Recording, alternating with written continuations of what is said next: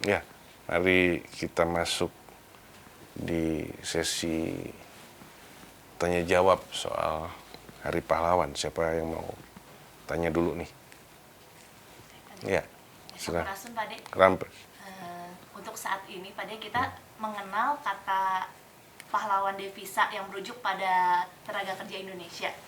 Yang mau saya tanyakan, cocokkah tenaga kerja Indonesia itu dikatakan sebagai pahlawan devisa? Lalu sebetulnya apa yang dimaksud pahlawan devisa sendiri? Gitu, Pak. Terima kasih. Cocok atau tidak gitu kan? Ya. Berarti kalau ada pertanyaan cocok atau tidak, ada kemungkinan tidak kan berarti ya sebenarnya. Ya. Yang kedua? Ya, tadi. Ya. Sampurasun tadi. Rampes. Pertanyaannya singkat gitu. Jadi sebenarnya patriot itu dilahirkan atau diciptakan? Lalu merujuk kepada keadaan saat ini yang saya perhatikan di kalangan mahasiswa gitu. Semangat patriotisme dari tahun 90 sampai sekarang itu kenapa jadi cenderung menurun ya? 90? Sampai maksudnya 2000 sampai dari proses 98 sampai 2015 ini Pak. Nah, Jadi sampai semakin sekarang. menurun gitu. Oke. Yang ketiga? Pak De, Yap. seperti yang tadi dipaparkan, ada syarat-syarat atau mungkin kualifikasi untuk seseorang itu bisa disebut sebagai pahlawan atau patriot. Mengacu ke keadaan saat ini, pemerintah baru meluncurkan program bela negara, atau mungkin di beberapa negara lain ada wajib militer. Apakah sebenarnya program ini bisa mulai melahirkan nilai-nilai tersebut? Atau sebenarnya apakah akan berakhir hanya menjadi program pemerintah semata atau kewajiban semata? Terima kasih. Oke, bela negara. Keempat? Sampurasun Pak De. Rampes. Saya ingin menanyakan tentang tadi sempat dibahas tentang hero dan Weasley ya? ya, Oke. Terus? mengenai hero dan patriot itu sangat menarik bagi saya karena saya lihat di anak muda zaman sekarang ada paham anti hero. Jadi mereka itu selalu cenderungan memberontak terhadap sistem yang ada dan selalu berpikir skeptis terhadap hero gitu. Makanya mereka punya paham anti hero gitu. Nah, apakah ini menjadi suatu gambaran zaman tentang tentang dekonstruksi terhadap nilai-nilai hero itu sendiri yang akan memunculkan patriotisme yang sejati. Gitu. Oke, yang kelima? Sampurasun Pak De. Rampes. Jika tadi sudah dipaparkan mengenai nilai-nilai pahlawan yang disebut sebagai patriot, dalam konteks masa kini, kalau kita lihat para koruptor yang jelas-jelas mereka bertentangan gitu, melakukan hal-hal yang bertentangan dengan nilai-nilai patriotisme tadi, kenapa tidak ada cap sebagai pengkhianat gitu? Oke. Apa lagi? Itu aja? Gitu. Oke.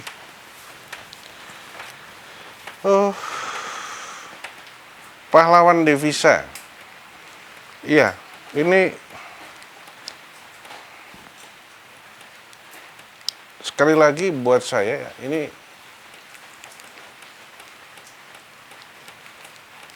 salah satu kata yang kemudian seringkali digunakan tetapi justru akhirnya mendangkalkan makna dari pahlawan itu sendiri. Jadi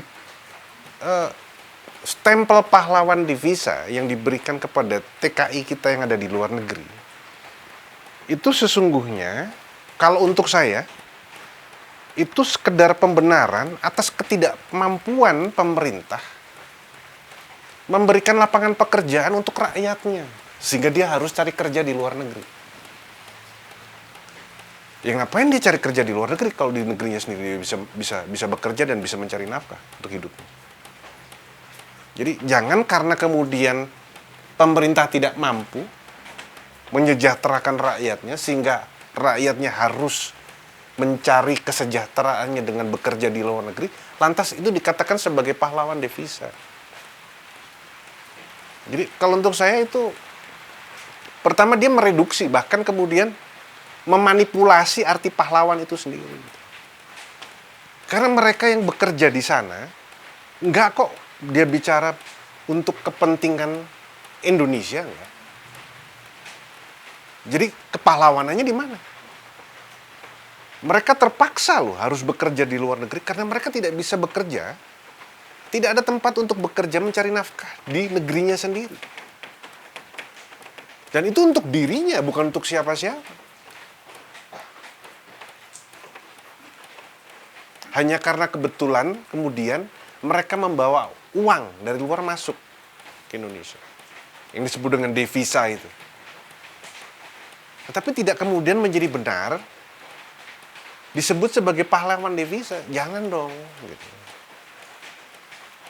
Itu kan gobloknya pemerintah, nggak bisa ngasih kerjaan mereka di Indonesia sendiri, sehingga mereka harus cari kerja di luar.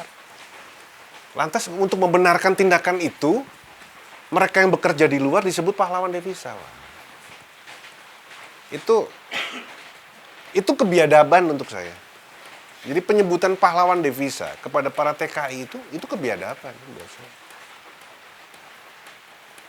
Kebiadaban terhadap makna pahlawan itu sendiri. Karena saya ingin menyambung tadi dengan pertanyaan soal kriteria kepahlawanan tadi. Dalam konteks patriotisme ya, saya mengatakan ya tadi ya. Itu kan jelas. Dia tanpa pamrih kok melakukan itu. Dan dia melakukan itu untuk kepentingan bangsa dan negaranya, bukan untuk kepentingan dirinya. Jadi bagaimana kemudian kita bisa melihat mereka yang kerja di luar itu sebagai pahlawan devisa? Pertama, mereka tidak bekerja untuk kepentingan bangsa dan negaranya. Dia cari hidup untuk dirinya. Jadi ketika dia berangkat keluar, bukan untuk bangsa dan negaranya. Dia nggak bisa nyari makan di negerinya sendiri, dia harus keluar. Jadi dari kriteria itu saja sudah tidak bisa masuk tentang patriotisme tadi. Kepahlawanan dalam konteks patriotisme tadi nggak masuk. Jadi nggak bisa dikatakan sebagai pahlawan. Yang kedua, ya patriotisme itu terlahir dari satu proses memang. Tetapi ketika dia terlahir seperti seorang anak, apakah mungkin seorang anak yang terlahir kemudian dibiarkan begitu saja dia bisa hidup terus berkembang? Enggak. Maka dia harus dipelihara, dia harus dibesarkan untuk dia terus berkembang hidup. Demikian juga dengan patriotisme. Patriotisme muncul ketika kita bicara tentang bagaimana Indonesia harus merdeka. Semangat itu ada di sana. Keinginan untuk merdeka, berjuang untuk merdeka. Menjadi sebuah bangsa yang berdaulat. Tetapi ketika kemerdekaan itu sudah diraih, maka patriotisme itu harus tetap dipelihara. Dia harus tetap ditumbuh kembangkan.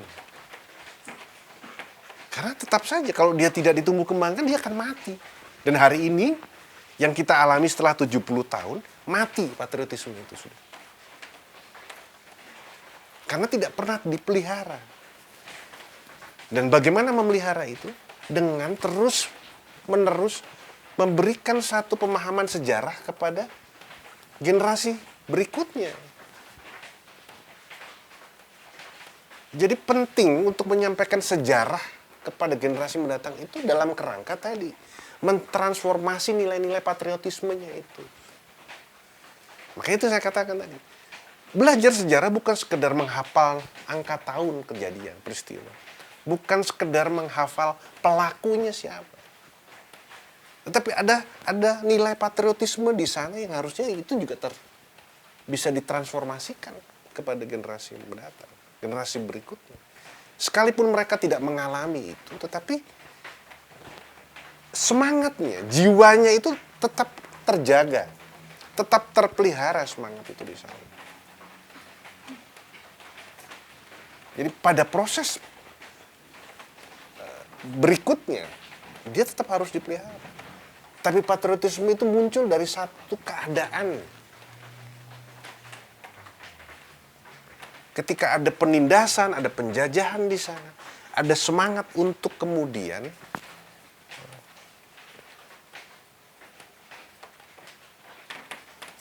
menegakkan harkat martabat kemanusiaan, kebangsaannya. Disitulah patriotisme itu muncul.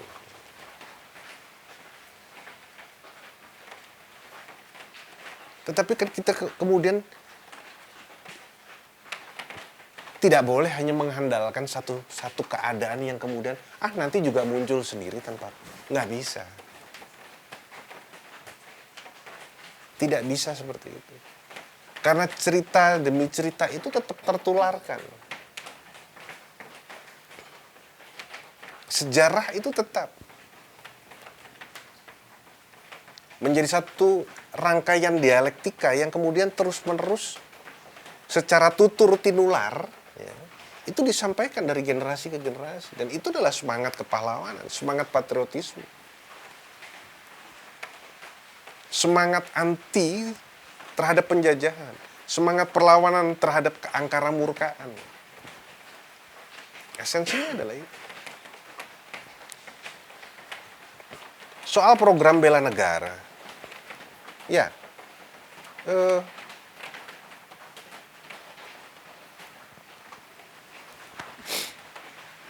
saya tidak ingin menjadi hakim atas program ini, karena pun ini belum berjalan. Ya. Ini masih berupa gagasan yang kemarin dilempar. Saya tidak ingin berburuk sangka tentu, tetapi kalau boleh saya memberikan pendapat ya, atas bela negara. Bela negara adalah kewajiban setiap warga negara. Karena tadi, ini tentang patriotisme, tentang pentingnya arti sebuah kedaulatan, tentang pentingnya arti sebuah kemerdekaan. Maka itu menjadi kewajiban setiap warga negara untuk melakukan bela negara. Kenapa itu menjadi kewajiban? Karena setiap warga negara mendapatkan haknya untuk hidup di negara ini. Hidup, kemudian beranak pinak di negara ini. Maka sudah barang tentu dia punya kewajiban untuk membela negara di mana dia hidup, di mana dia tinggal. Kalau tidak mau, ya jangan tinggal di Indonesia. Sesederhana itu. Kalau Anda tidak mau membela negara Indonesia, ya jangan tinggal di Indonesia.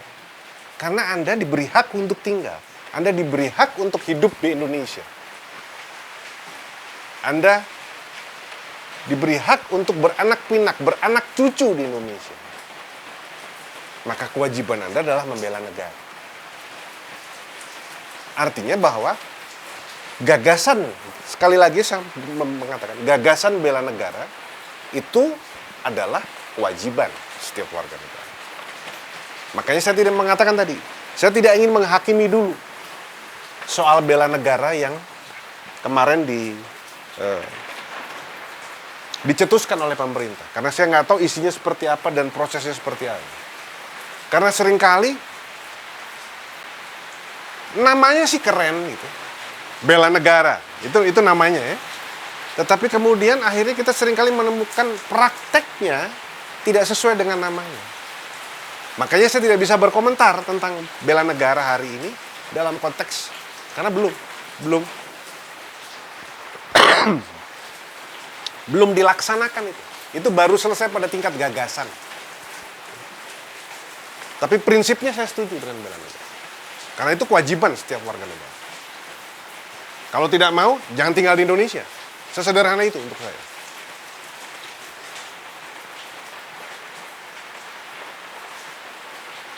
Bahwa proyek,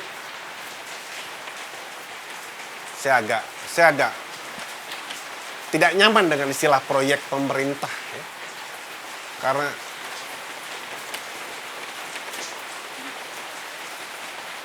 kesadaran tentang proyek gitu, kalau kita bicara proyek, apapun, bukan hanya bela negara, ketika bicara proyek pemerintah, itu yang saya kebayang adalah bagi-bagi korupsi gitu. Karena itu yang terjadi ketika kita bicara proyek pemerintah, itu sekian persen buat anu, sekian persen itu. Jadi kata proyek itu saya agak tidak nyaman dengan itu. Kalau itu disebut sebagai program pemerintah, rasanya lebih tepat. Ya. Dan memang pemerintah sebagai inisiator, sekaligus sebagai regulator, sebagai operator di dalam proses pelaksanaan bela negara itu. Karena menyangkut pertahanan negara. Bela negara itu menyangkut pertahanan negara. Dan itu kan di dalam satu koordinasi dengan Departemen Pertahanan. Ya. Jadi memang harus diselenggarakan oleh pemerintah program ini. Bukan program yang kemudian boleh diambil alih oleh swasta atau di outsourcing ke pihak swasta. Enggak. Ini murni program yang harus ditangani sendiri oleh pemerintah. Untuk memastikan bahwa memang setiap warga negara itu melaksanakan kewajibannya untuk bela negara.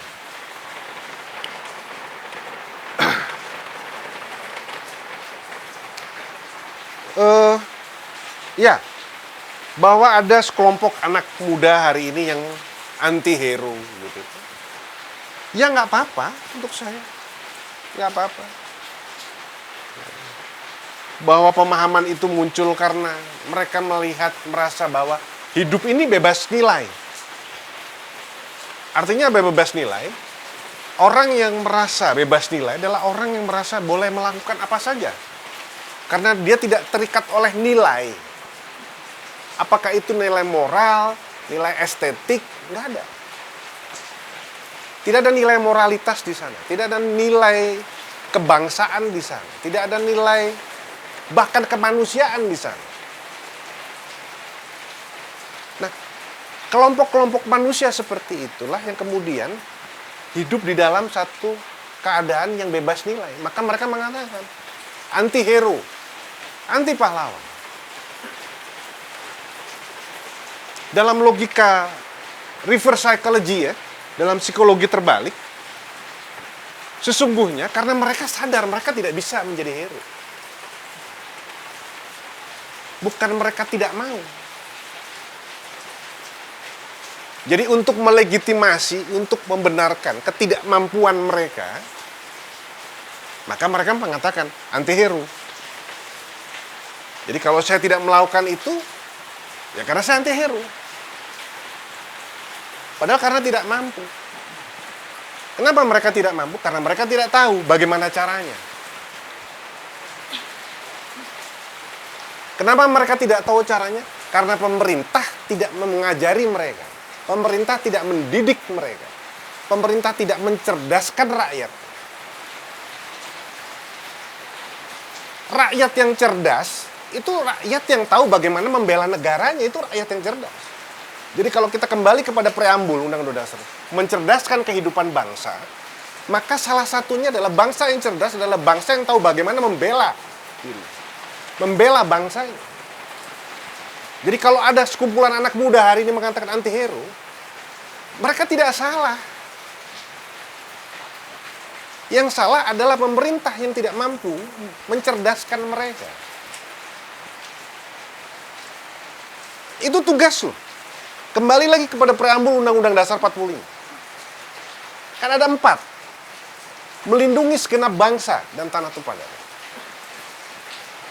Itu sikap patriotisme bukan?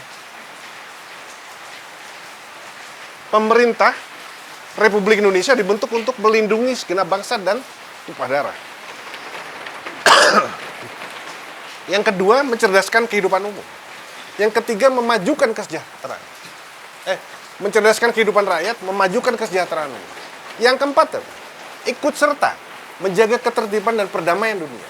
Itu amanat dari preambul Undang-Undang Dasar 45. Jadi kalau sudah bicara melindungi segenap bangsa dan tumpah darah, itu bicara patriotisme. Itu bicara tentang bela negara. Itu bicara bahwa setiap orang menjadi pahlawan atas bangsanya. Jadi pahlawan bukan barang mewah. Karena setiap orang adalah pahlawan seharusnya. Ketika mereka kemudian duduk di dalam keindonesiaannya, dalam semangat kebangsaannya, maka dia tidak akan pernah mau dijajah, dia tidak akan pernah mau ditindas oleh bangsa lain, oleh negara lain. Jadi saya tidak menyalahkan mereka yang anti-hero. Karena mereka mengatakan itu berangkat dari ketidaktahuan mereka. Dan itu akibat ketidakmampuan pemerintah di dalam mencerdaskan kehidupan bangsa. Sesederhana itu untuk saya. Yang terakhir ya untuk sesi pertama. Tentang koruptor. Berulang kali saya mengatakan di dalam berbagai kesempatan. Saya tidak suka dengan kata koruptor. Koruptor itu menghilangkan makna maling. Maling ya maling. Jangan dihiasi dengan kata koruptor. Nanti kita kehilangan. Nanti perlakuannya jadi beda. Bedanya, si koruptor ini dia tidak punya alasan untuk mencuri. Karena dia tidak dalam posisi miskin. Dia tidak dalam posisi tidak punya pekerjaan. Dia bekerja, dia mendapatkan gaji. Jadi sebetulnya tidak ada alasan dia untuk mencuri. Apa alasan dia untuk mencuri? Maka kejahatan yang seperti itu, benar saya mengatakan, saya setuju. Itu kategorinya adalah pengkhianatan terhadap bangsa. Dan hukum untuk pengkhianat itu cuma satu. Dibunuh, gak ada kata lain. Hukum terhadap pengkhianatan itu cuma satu, mati. Sama-sama mencuri. Yang satu mencuri karena dia tidak punya uang, dia tidak bisa makan. Yang satu dia bisa makan kok. Jadi dia tidak punya alasan untuk mencuri.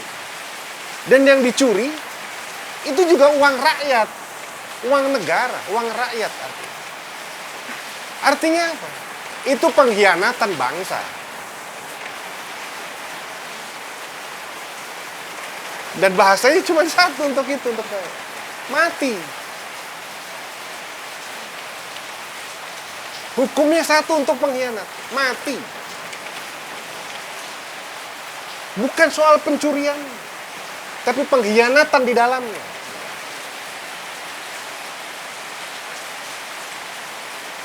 Dia sedang mengkhianati bangsanya, dia sedang mengkhianati negaranya.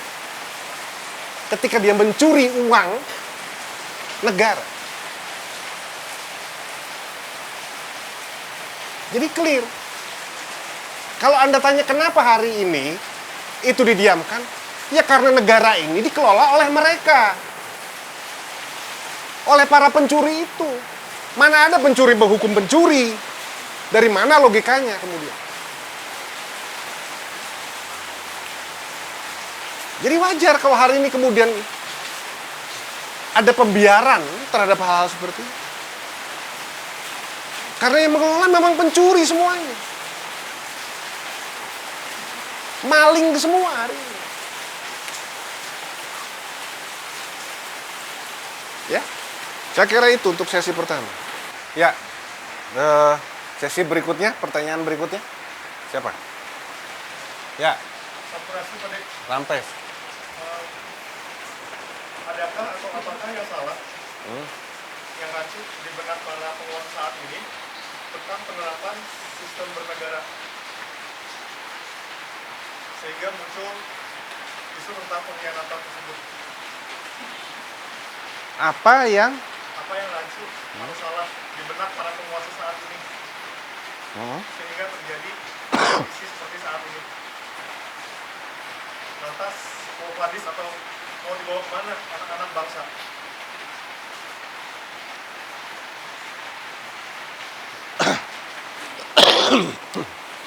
Saya jawab langsung aja ya. Ini menarik pertanyaan. Apa yang ada di benak penguasa saat ini sehingga keadaan seperti hari ini? Terus mau kemana kita? Sebelumnya saya tanya dulu, emang mereka ada benaknya? Kalau apa Anda tanya, apa yang ada? Emang ada isinya? Jangan-jangan nggak ada isinya di benak mereka. Jadi saya nggak bisa jawab itu.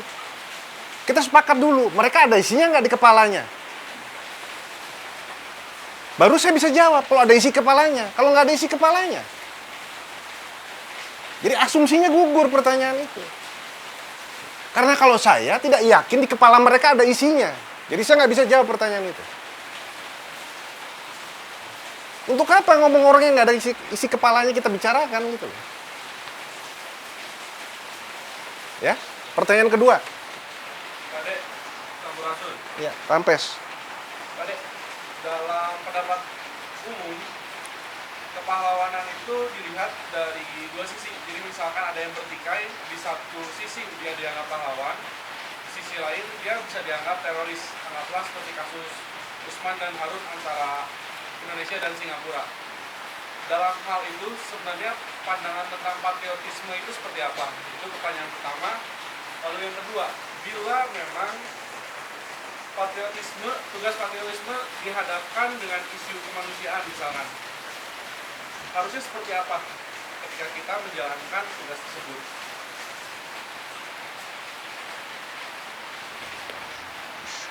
Oke.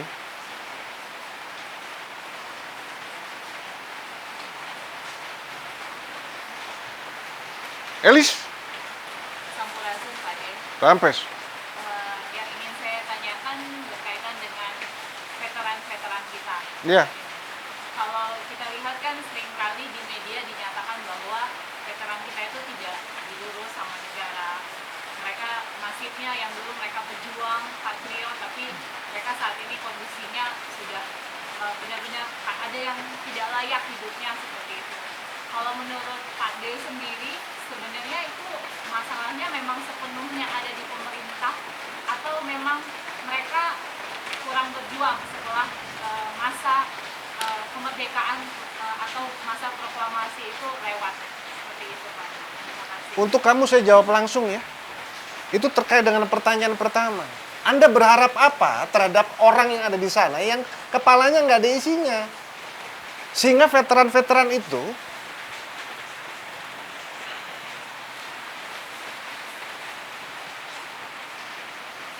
tidak diurus gitu loh. Mereka yang berjuang untuk kepentingan bangsa dan negara ini tapi tidak diurus. Itu membuktikan bahwa mereka yang ada hari ini, yang berkuasa hari ini, itu bahkan sudah masuk dalam kategori sebagai pengkhianat bangsa dan negara. Kalau kita melihat kepada fenomena bagaimana kemudian para veteran itu tidak diurus, itu saya sudah menunjukkan bahwa mereka adalah masuk di dalam kategori pengkhianat bangsa dan negara. Karena para veteran itu berjuang. Jelas patriotismenya. Jelas apa yang mereka lakukan. Tapi di akhir masa tuanya, negara, dalam hal ini pemerintah, tidak mengurus mereka. Jadi benar apa yang saya katakan di awal tadi. Di jawaban saya pada pertanyaan pertama. Orang-orang yang ada sekarang tidak punya, di kepalanya itu nggak ada isinya. Kepala angin semua, nggak ada isinya. Itu saya masih bagus loh ngomong itu. Ketimbang saya mengatakan isi kepalanya itu sampah, atau bahkan tai, itu masih lebih bagus saya mengatakan tidak ada isinya. Kalau mereka punya kewarasan, akal sehat, benak kepala mereka terisi, nggak akan terjadi. Veteran-veteran itu kemudian terabaikan. Tidak ada yang mengurus. Itu nggak akan pernah terjadi. Di sebuah negara yang beradab. Di sebuah negara yang menggunakan salah satu silanya adalah kemanusiaan yang adil dan beradab. Kalau itu terjadi, kepada siapa? Ya, para penyelenggara negara hari ini. Mereka yang memerintah hari ini. Ya. Jadi pertanyaan tadi menunjukkan, menguatkan saya terhadap tadi, pertanyaan pertama tadi, tentang benak Apa yang ada di benak penguasa ini? Jangan-jangan isinya belatung semua itu. Isi kepalanya mereka. Udah busuk soalnya.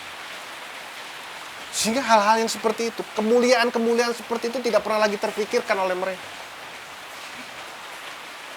Mengurus veteran dan keluarganya. Bukan soal bahwa mereka kemudian tidak mampu. Itu penghargaan kok. Itu penghargaan negara yang merdeka karena peran serta mereka di dalam perjuangan. Jadi nggak bisa kemudian itu digantikan dengan apapun. Senilai sebesar apapun. Tidak cukup sesungguhnya. Jadi kalau mereka hari ini sampai keleleran kayak gitu, masih layakkah kita disebut sebagai negeri yang beradab, negeri yang menggunakan kemanusiaan yang adil dan beradab sebagai salah satu silanya? Itu pertanyaan yang harus dijawab. Karena tidak ada lagi kemudian ruang pemuliaan terhadap rasa kepahlawanan, patriotisme, tidak ada lagi pemulihan itu. Maka itu juga menjawab tadi pertanyaan sebelumnya. Mengapa kemudian muncul sekelompok orang yang merasa kemudian lebih baik menggunakan anti-hero, prinsip anti-hero. Tidak ada pahlawan. Karena memang tidak ada pahlawan hari ini. Karena negara tidak pernah memberikan penghargaan kepada mereka. Kalau hanya sekedar kemudian dimakamkan di taman makam pahlawan. Tetapi bagaimana mereka yang masih hidup hari ini? Veteran-veteran yang masih hidup hari ini. Apa?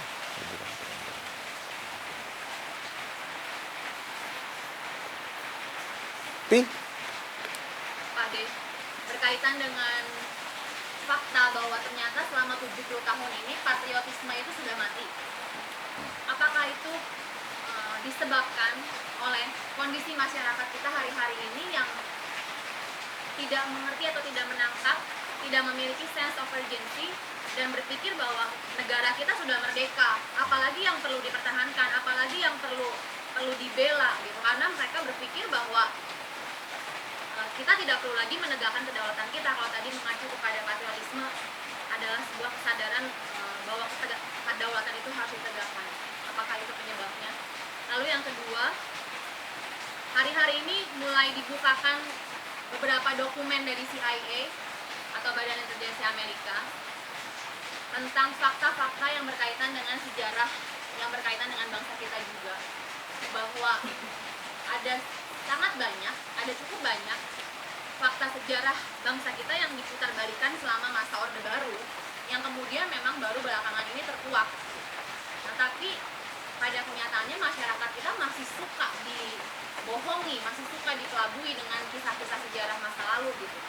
Yang mereka pikir itulah yang benar. Maka siapa yang pahlawan atau siapa yang patriot dan siapa yang pengkhianat kemudian menjadi dibolak-balik. Bagaimana menurut Pak De mengenai hal itu? Terima kasih.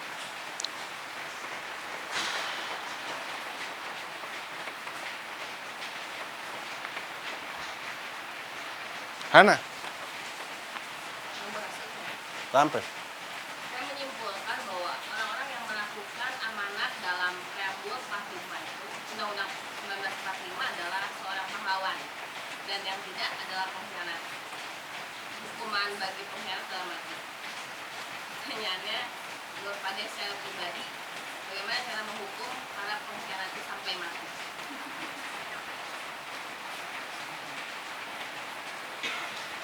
Ini kalau orang hukum nanya pasti nanyanya begitu.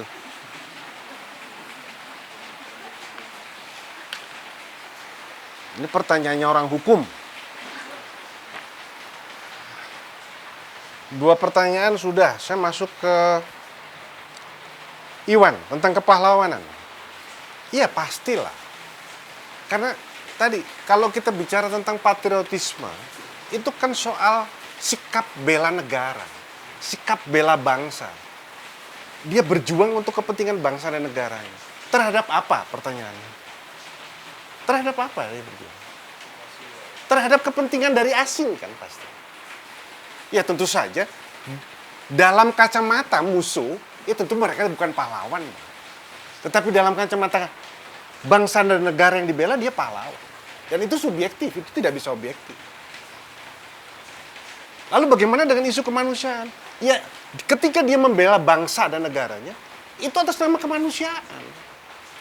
Kalau kita berjuang atas nama Indonesia, membela negara Indonesia, apakah rakyat Indonesia bukan manusia yang harus kita perjuangkan, harus kita bela? Kan manusia. Manusia, rakyat Indonesia, warga negara Indonesia. Kita berjuang untuk itu. Maka isu kemanusiaannya terpenuhi di dalamnya. Jadi ada satu prinsip yang sering pernah disampaikan oleh Klaus van Clausewitz. Perang, kalau kita sudah bicara tentang bela negara, mempertahankan kedaulatan bangsa negara, itu kita bicara dalam situasi perang. Nah, perang itu adalah kelanjutan dari diplomasi dengan cara lain. Karena tidak mungkin perang itu muncul jika tidak kemudian terjadi diplomasi antar negara dulu. Ada upaya penyelesaian konflik antar negara melalui meja perundingan. Ketika kemudian tidak terjadi titik temu itu, maka perang. Jadi perang adalah kelanjutan diplomasi dengan cara lain. Itu von Clausewitz mengatakan begitu. Maka siapapun yang mati di dalam peperangan itu demi negaranya masing-masing adalah pahlawan bagi negaranya masing-masing. Karena dia sedang ingin memperjuangkan kemanusiaan yang ada di dalam bangsanya masing-masing. Jadi jangan dipertarungkan. Jadi kalau kita dulu merdeka tahun 45, apakah banyak Belanda yang kita bunuh? Banyak. Lantas atas dasar kemanusiaan, oh tidak, ini hukum perang. Hukum perang itu cuma satu. Kalau nggak Anda membunuh, Anda dibunuh. Itu hukum perang.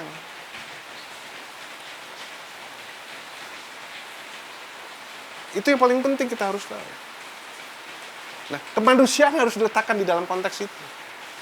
Kemanusiaan tidak bisa kemudian dilihat secara naif. Ini perang. Ini bicara tentang kedaulatan bangsa dan negara.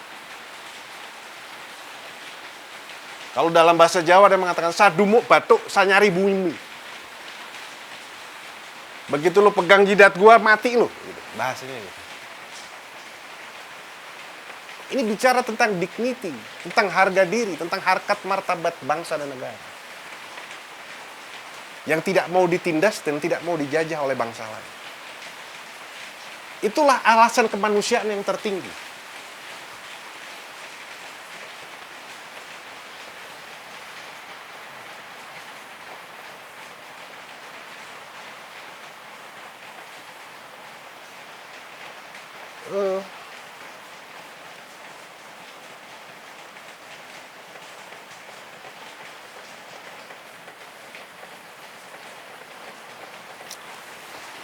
Di dalam diskusi kita yang terdahulu, saya sudah sampaikan. Bagi banyak orang, kita dianggap sudah merdeka 70 tahun. Tetapi juga selalu saya ingatkan, senantiasa saya ingatkan bahwa kita hari ini baru merdeka hanya sebagai sebuah negara. Kita belum merdeka sebagai sebuah bangsa. Lalu mengapa, pertanyaannya, banyak orang menganggap kita sudah merdeka? Baik sebagai sebuah negara maupun sebagai sebuah bangsa, sehingga merasa tidak perlu lagi melakukan peran di dalam konteks bela negara tadi. Membela negara, bangsa dan negara tidak perlu lagi. Kan kita sudah merdeka.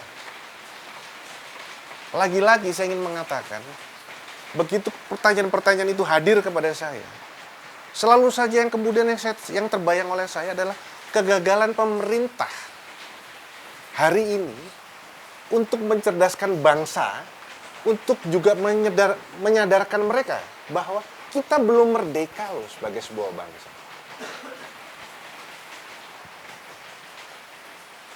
Karena tadi tindakan yang muncul, sikap dan tindakan yang muncul dengan asumsi bahwa kita sudah merdeka, itu menunjukkan ada proses manipulasi yang dilakukan oleh secara sistematis. Siapa yang melakukan itu? Ya pemerintah. Harusnya pemerintahlah yang mencerdaskan kehidupan bangsa.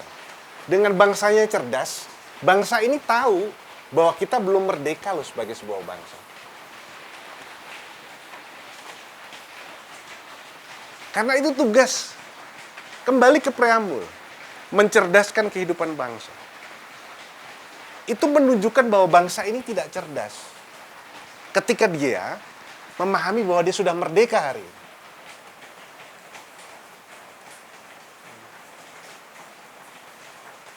Jadi, kalau kemudian hari ini media informasi sudah terbuka luas dan kemudian dokumen-dokumen classified CIA yang sudah 30 tahun sudah boleh dibuka. Dan itu menyatakan bahwa ternyata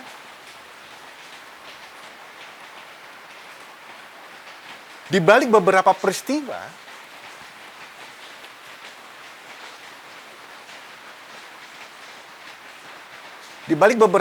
yang terjadi, sesungguhnya tidak seperti apa yang diajarkan hari ini.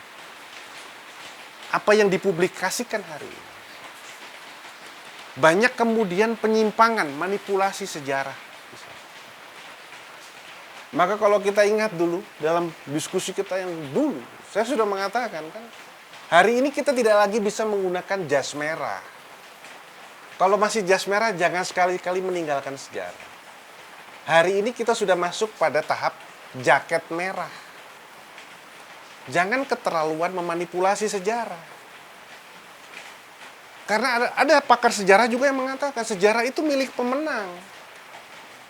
Siapa yang memenangi, maka dia yang kemudian membuat sejarah itu dalam versinya. Tetapi jangan lupa, ada pepatah juga mengatakan, sepintar-pintarnya Anda menyimpan bangkai, baunya akan tercium juga. Cepat atau lambat. Persoalannya, bangsa ini mau belajar? Tidak.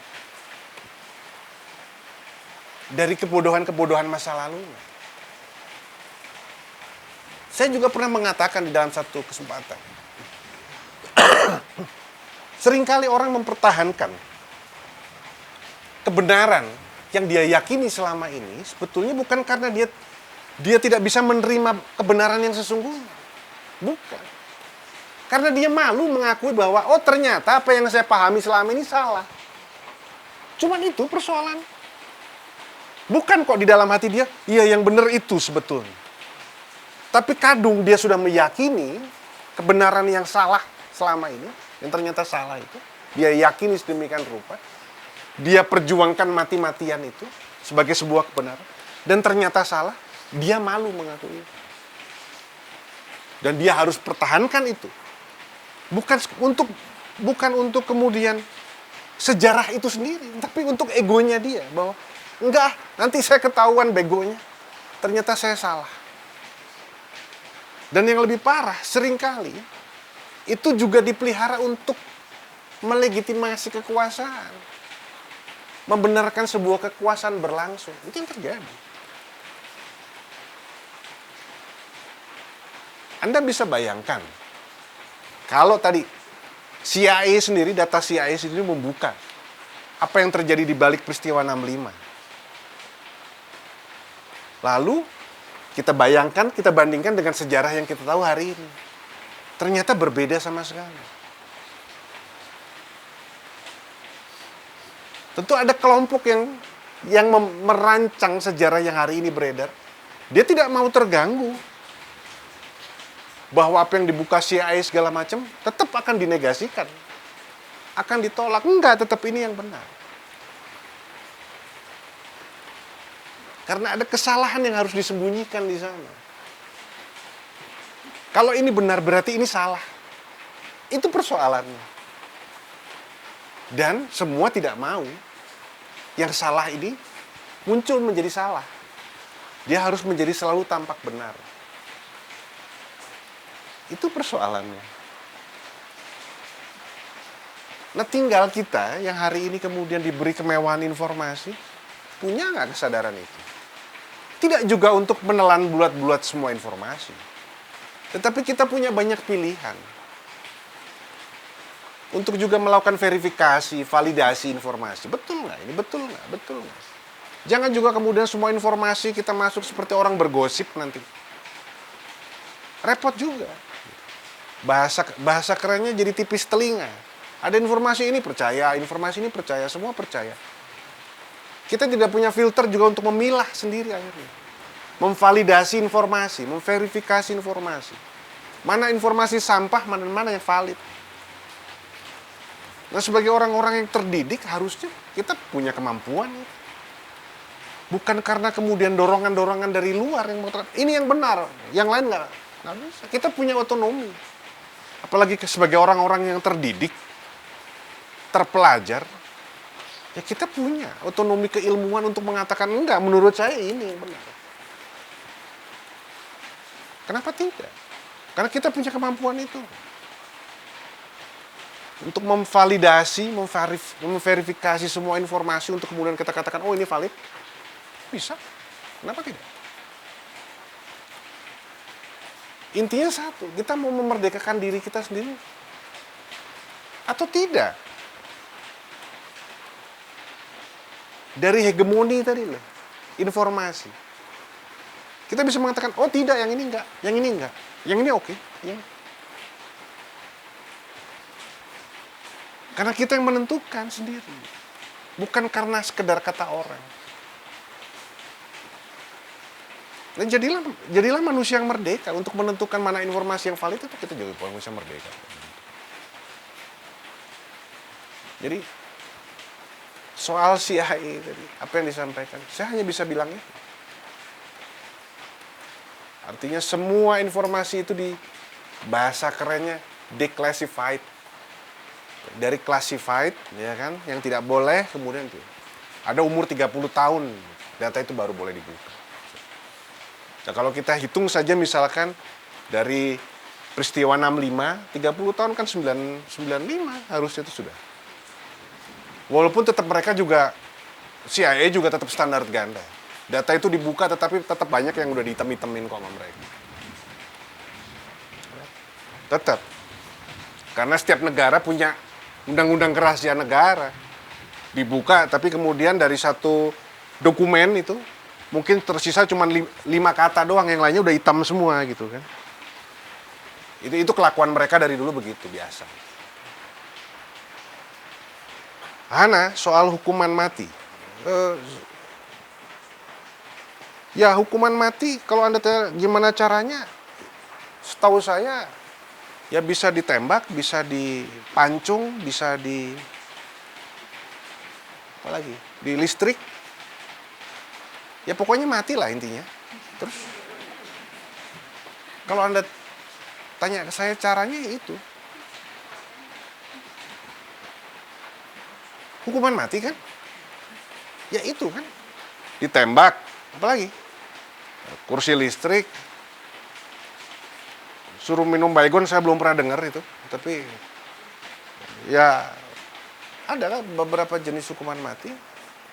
Persoalannya kan bukan itu untuk saya hari ini. Apakah mungkin kita menyapu rumah dengan sapu yang kotor? Itu saja hari ini. Apakah mungkin pencuri menghukum pencuri sesama pencuri? Kita tidak bisa bicara hukuman mati. Tapi kalau kita lihat di berbagai pemberitaan, akal sehat kita, nurani kita seperti disobek-sobek. Ketika kemudian ada seorang nenek-nenek yang mencuri karena tidak punya uang, hukumannya sama dengan seorang koruptor.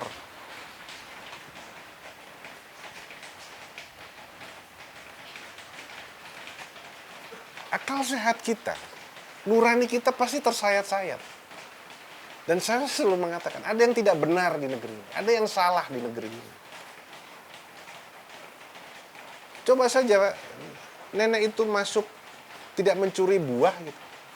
Dia masuk di dalam, di DPR, mungkin saya yakin dia akan dapat lebih banyak dan hukumannya sama. Jadi mungkin lebih baik nenek itu lain kali jadi anggota DPR aja lah. Daripada kemudian dia hanya mencuri buah dan hukumannya sama dengan koruptor. Jadi bukan persoalan bagaimana menghukum matinya untuk saya, tapi menegakkan moralitas keadilannya. Karena keadilan itu tetap harus didasarkan pada moralitas. Kalau itu tidak, hancur gitu. Katanya hukum itu buta. Karena dia tidak memilih. Karena dia harus bersikap adil. Makanya selalu gambarnya kemudian seorang perempuan membawa timbangan dengan mata ditutup.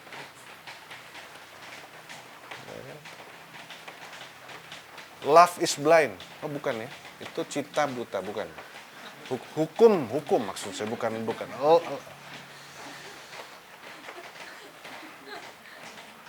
Jadi, ya, hari ini kita tahu bahasa.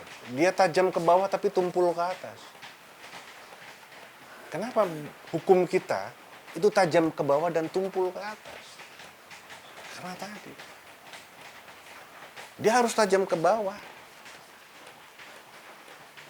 Karena tidak boleh ada pencuri lain selain mereka. Maka pencuri lain harus dihukum seberat-beratnya.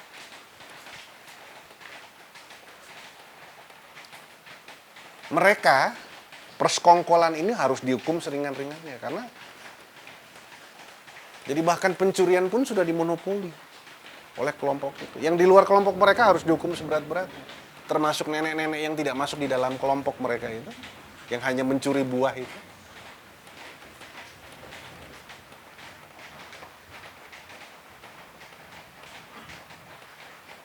Masih ada yang mau ditanyakan atau? Oke, Seltus.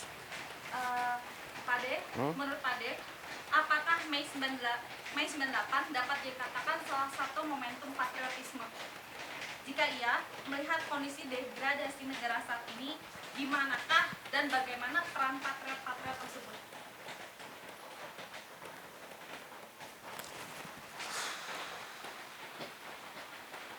Saya berharap bisa objektif menjawab ini.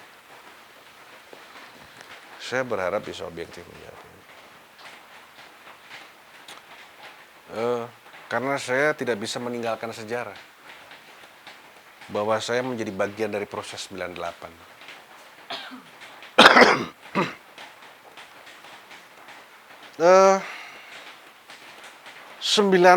Peristiwa 98 adalah sebuah keniscayaan sejarah. Dan saya tidak ingin membuat bahwa saya mengatakan saya bagian dari itu.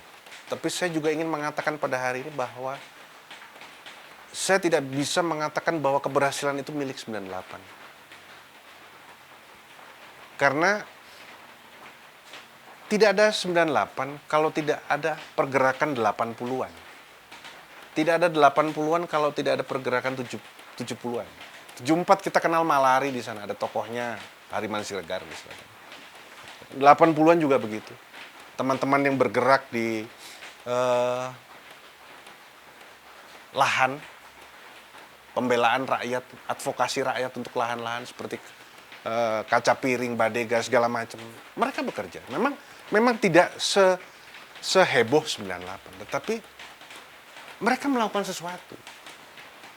Dan kalau kita bicara 80 ke 74 pasti ke 66. Dan kalau 66 kita nggak bisa bicara juga dari 45. Jadi ini sebuah dialektika sejarah.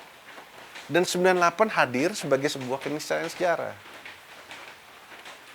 Dan benar saya mengatakan pada saat itu. Patriotisme begitu tinggi di sana. Tetapi patriotismenya memang dari satu kesadaran bahwa kita bukan di dalam proses sedang berperang dengan musuh di luar ya, dengan bangsa asing. Artinya 98 harus kita tempatkan sebagai satu proses di mana itu yang dikatakan Soekarno. Perjuanganku lebih mudah karena melawan bangsa asing. Perjuanganmu lebih sulit karena melawan bangsa sendiri. Dan 98 adalah pembuktian atas itu. Bukti bahwa perjuangan lebih sulit yang dilakukan oleh 98 karena melawan bangsa sendiri. Maka sulit kita kemudian melihat waktu itu siapa kawan dan siapa lawan. Semua kulitnya sama. 45 jelas. Kalau kita harus berperang melawan Jepang jelas bentuknya orang Jepang seperti apa.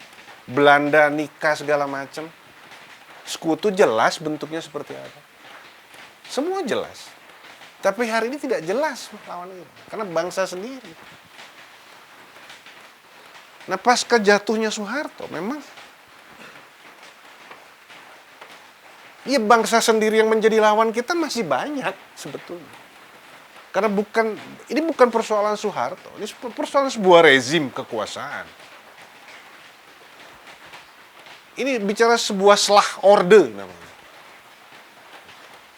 Nah, ketika Soeharto tumbang, mereka yang selama ini hidup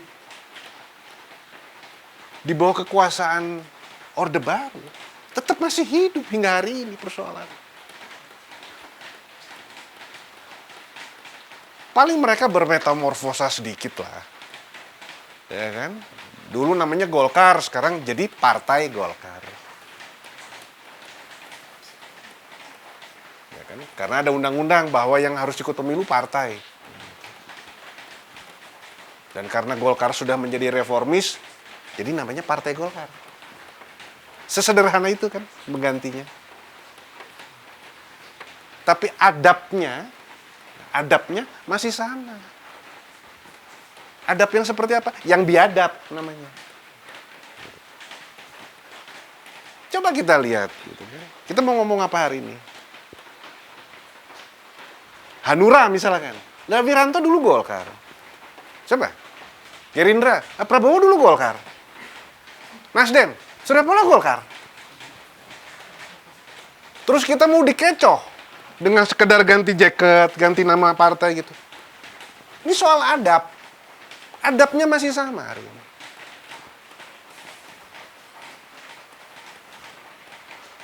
Itu persoalannya, sulitnya di situ. Ini bukan apologi, tapi itu fakta yang terjadi. Maka ini unfinished business. Ini urusan yang belum selesai.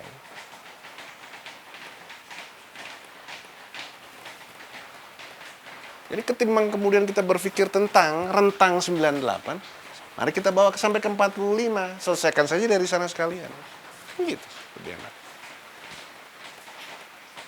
Jadi cleansingnya enak gitu loh. Ngebersihinnya enak gitu.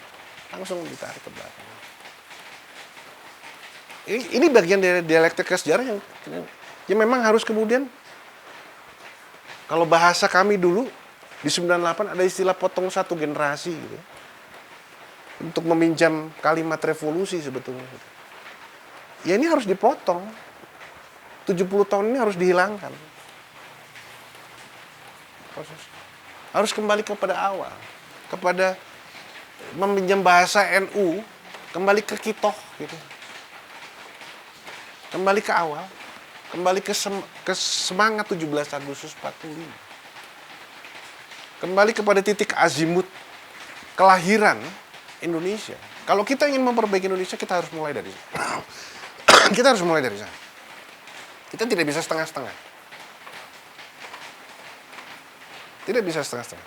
Seperti halnya seperti 98. Hanya sekedar menjatuhkan Soeharto. Tapi kelompok kepentingan yang ada hari ini masih hidup. Masa kita mau mengulang? Jadi kalau hari ini harus diperbaiki, tadi pertanyaan tadi, bagaimana? Kita tarik saja ke 45 sekaligus. Jangan tanggung-tanggung. Gitu. Kita bangun ulang yang namanya Indonesia.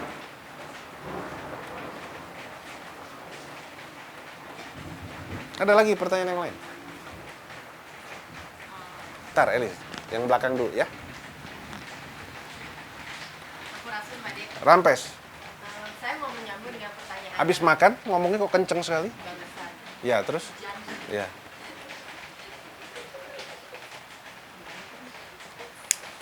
Eh, tentang hubungan antara globalisasi dengan menurunnya nilai patriotisme.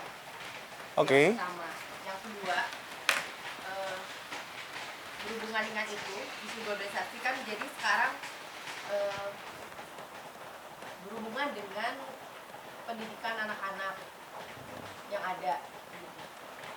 Nah, bagaimana cara membangkitkan nilai patriotisme itu dengan adanya pengaruh-pengaruh dari luar yang begitu kuat, sehingga kemungkinan itu membangkitkan nilai-nilai patriotisme itu di dalam diri anak-anak. Itu Pak. Terima kasih.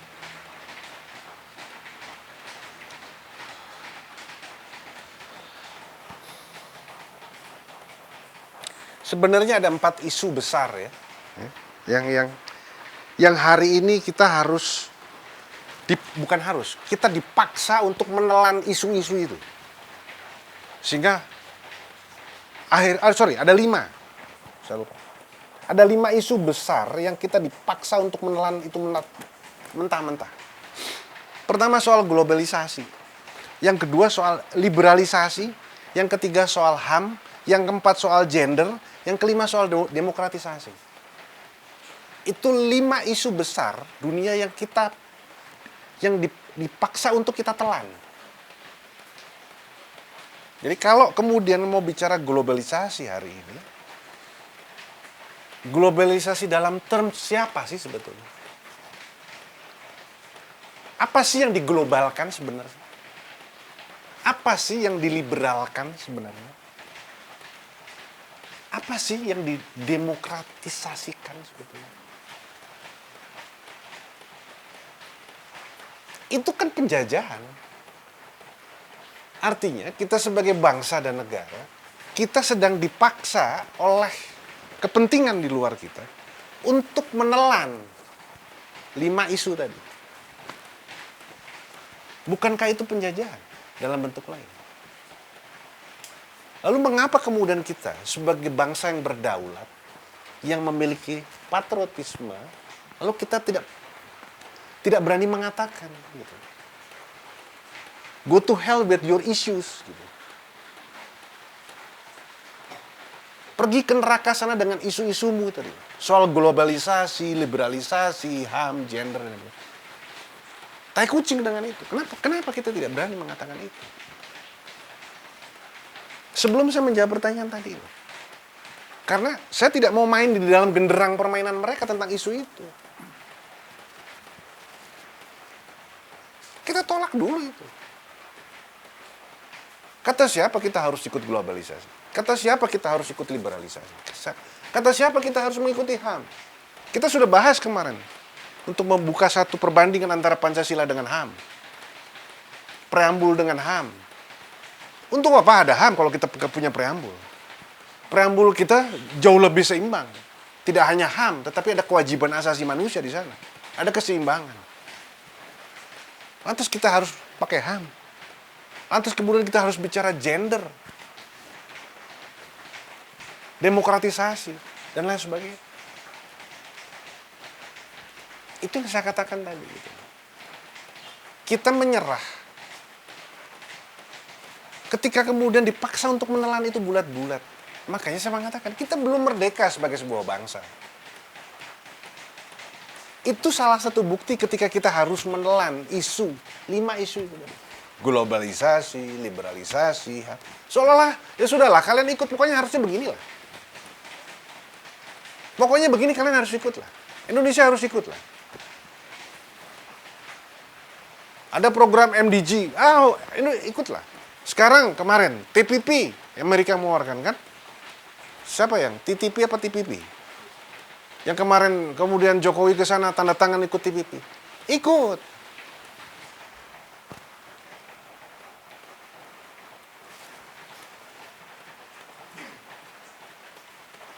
Kita nggak punya dignity, kita tidak punya harkat martabat kita sebagai seorang. Kita tidak punya daulat. Kita selalu main di dalam skema permainan orang lain terus. Gitu. Jadi, jangan bicara tentang anak-anak ketika kita tidak bisa memberikan keteladanan kepada mereka. Ajari anak-anak dengan keteladanan itu. Untuk melawan itu. Di dalam sikap hidup. Karena kita tidak bisa lagi menyerahkan pendidikan anak-anak kita kepada mereka yang kepalanya isinya kosong kan. Anak kita nanti kepalanya isinya kosong juga. Karena yang mendidik mereka kepalanya isinya kosong semua. Jadi kita ajari anak-anak kita dengan apa yang kita lakukan. Sikap hidup kita. Itu yang paling penting. Karena anak-anak akan melihat apa yang ada di sekeliling kita, yang terdekat. Sebelum mereka melihat banyak hal di luar sana, maka harus melihat yang terdekat dulu. Ya siapa? Ya kita, Mas. Nah, sanggup nggak kita yang mengatakan itu? Tidak dalam bentuk lisan, tapi verbal, tindakan.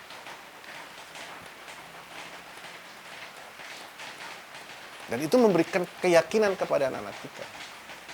Bahwa keteladanan itu paling tidak mereka dapatkan dari orang tua mereka dulu.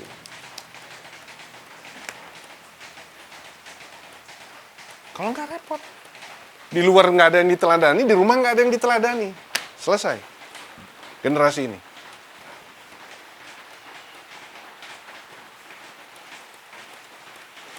Ya. Elis?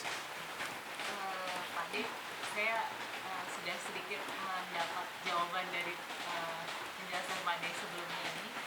Yang menjadi pertanyaan saya sebenarnya tadi adalah apakah sebenarnya patriotisme itu dipengaruhi oleh akreditasi kita sebagai bangsa, penilaian diri kita sendiri tentang diri kita. Dan kalau memang itu adalah salah satu faktor yang mempengaruhi, karena tadi patriotisme kan keberanian, ada keberanian di situ. Jadi apakah benar akreditasi itu merupakan salah satu faktor yang mempengaruhi patriotisme, dan dengan kondisi patriotisme yang sekarang memudar, kenapa bisa kita memandang diri kita rendah? Ya.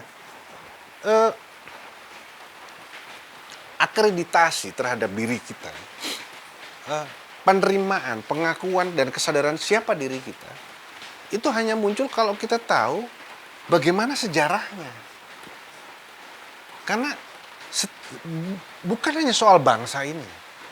Setiap manusia itu kan membawa kandungan sejarahnya. Selalu saya mengatakan begitu. Setiap manusia saja membawa kandungan sejarah. Setiap manusia punya bapak, ibu, punya kakek, nenek, terus ke atas. Tergantung kita bisa ngurut sampai sejauh mana. Itu sejarah setiap manusia. Dan di dalam proses dialektika sejarah sampai kemudian kita hadir hari ini, itu kan ada sesuatu jiwa, semangat yang mengikuti. Nah, bangsa ini juga begitu. Nah, kalau kemudian dia diputus pengetahuannya dari sejarahnya, maka pasti dia kehilangan jati dirinya.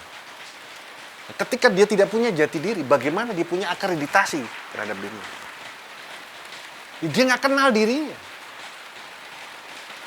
Dia tidak mengenal jati dirinya sebagai sebuah bangsa. Nah, kunci untuk masuk kepada jati diri sebagai sebuah bangsa itu adalah pengenalan dia terhadap sejarahnya. Siapa dia adalah bagaimana sejarahnya. Karena itu tidak bisa dilepas. Adanya hari ini karena hari kemarin. Kemarin saya ngobrol dengan seseorang. Dan buat saya ada satu hal yang cukup membuat saya sedikit terhenyak ketika beliau mengatakan bahwa manusia itu hidup cuma 3 hari. 3 hari manusia. Kemarin, hari ini, Dan semoga hari depan. Itu juga masih semoga. Itu cuma 3 hari. Artinya, hari kemarin itu menjadi bagian penting untuk hari ini. Dan hari ini menjadi bagian penting untuk hari depan. Kita tidak akan bisa menentukan bagaimana hari depan kita ketika kita tidak melakukan sesuatu hari ini. Dan itu, kita menjadi tuan atas diri kita. Itulah akreditasinya. Kita punya self-dignity. Kita punya self-determinasi untuk itu. Sama seperti jawaban saya tadi tentang globalisasi. Kita punya self-determinasi untuk mengatakan tidak, itu isumu bukan isuku. Aku tidak perlu menggunakan globalisasi. Aku tidak penting dengan globalisasi. Nggak ada itu. Itu tidak ada urusannya dengan aku. Kalau menurutmu itu baik, ya silakan lakukan itu sendiri. Kami tahu apa yang baik untuk kami. Itu akreditasi diri. Itu self-dignity, self-determinasi, self-confidence. Dan itu akan melahirkan patriotisme. Karena pasti dia tidak akan bertindak, dia tidak akan bersikap yang bukan dirinya. Dia menjadi dirinya. Dia memperjuangkan dirinya untuk menjadi dirinya. Paling tidak itu dulu. Kalau orang sudah tidak mau memperjuangkan dirinya untuk menjadi dirinya,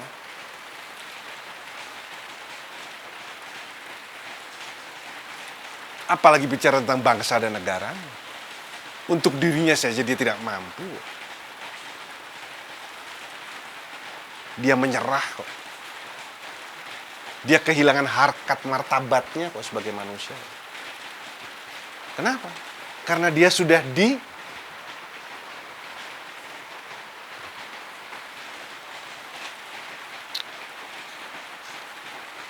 seperti remote control itu loh. Seperti robot yang diremote dari luar. Dia tidak menjadi dirinya sendiri. Ketika dia bersikap, ketika dia bertindak segala macam, enggak. Karena ada remote-nya dari luar.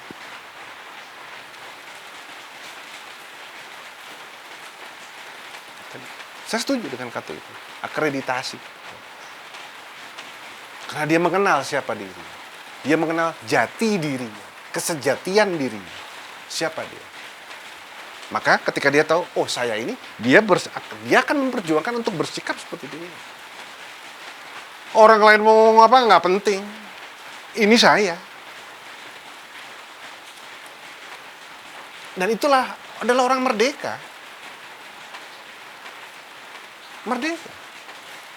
Karena dia bertindak bukan karena kata orang, tapi karena jati dirinya.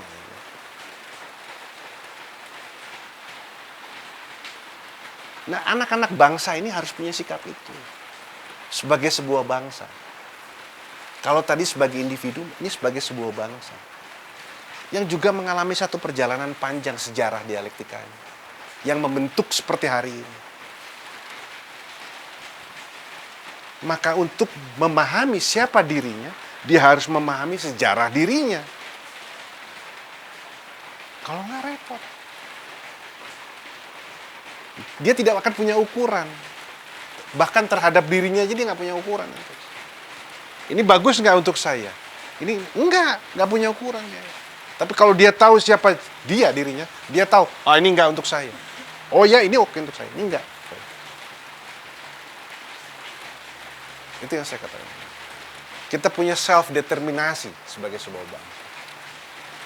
Kita punya dignity sebagai sebuah bangsa. Kita punya harkat martabat. Kita punya kedaulatan kita. Ya, masih ada lagi? Satu lagi pertanyaan. Cukup ya? Sementara itu dulu ya. Oke. Terima kasih. Diskusi kita cukup hangat hari ini. Atau cuma saya sendiri yang hangat? Atau karena lampunya yang bikin hangat? Padahal hujan ya di luar. Tapi saya puas dengan diskusi kita hari ini, karena memang ada satu momentum yang tepat untuk kita punya kesempatan kembali, paling tidak merefresh, paling tidak mengingatkan kembali tentang apa sih kata pahlawan itu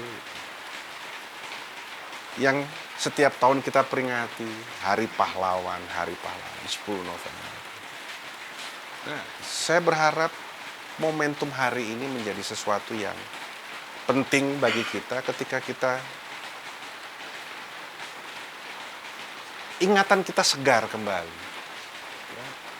Kesadaran kita pulih kembali sebagai anak bangsa untuk juga kemudian kita melihat sampai sejauh mana patriotisme tadi ada di dalam diri kita untuk juga menjawab persoalan-persoalan yang ada di negeri ini hari ini. Karena bukan untuk siapa-siapa.